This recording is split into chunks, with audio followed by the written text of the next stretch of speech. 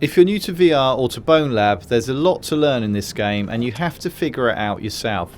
So these tips will help you get started and less frustrated.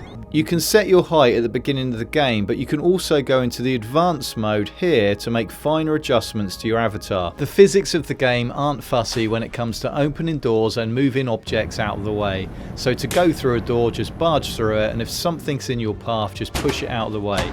You don't have to worry about damaging your health or dying when jumping from high points. Just walk off the edge and you'll be fine. Big drops may cause motion sickness though, so if that's the case, then try and climb down as far as you can to reduce the distance that you fall. You can also adjust the speed you turn when you flick the joystick left or right, and this may also help with motion sickness, so it's worth looking here by pressing and holding B or Y and then pointing to preferences and then select control and adjust the turn mode and the turn rate.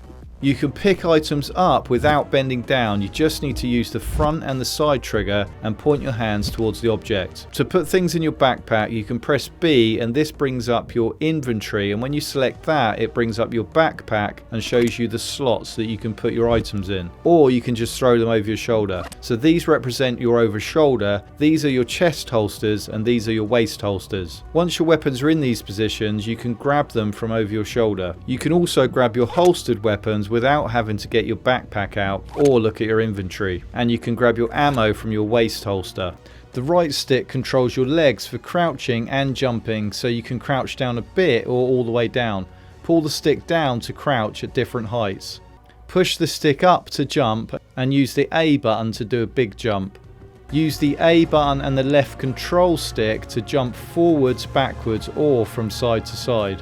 To climb up onto something, grab both the trigger and the grip button so you can hold on, release one hand at a time and reposition it further onto the object. Now push your controllers down with your hands like you're pushing yourself up onto something, and at the same time press the jump button on the right controller. When I first found these puzzle balls, I tried to put them in my backpack, throw them around. I didn't know what they did, as the game gives you no prompts for these whatsoever. But what you need to do is take them in your hands and pull them apart, and then they unlock new items that you can use later in the game. And you'll find these puzzle balls hidden all over the place, so have a good look around before moving into the next area, as it's easy to miss them. If you don't have a weapon on you or you run out of ammo, you can still fight off enemies with your bare hands or with like a pistol whip. You can even use planks and other random objects and even a frying pan. And those robotic spider crab things, you don't need to shoot them, you can grab them, throw them, or smash them up with a crowbar. And you'll also find ammo in these crates which appear when you smash them apart. I love the randomness of these radios playing, but if it's too annoying for you, then just smash it up and it turns off. You can interact with pretty much most objects that aren't pinned down, and if there's a vent or a door with a gap in it, then there's a pretty good chance you'll be able to crowbar it open or pull it open with your hands. So if it looks like you're stuck, then have a good look around.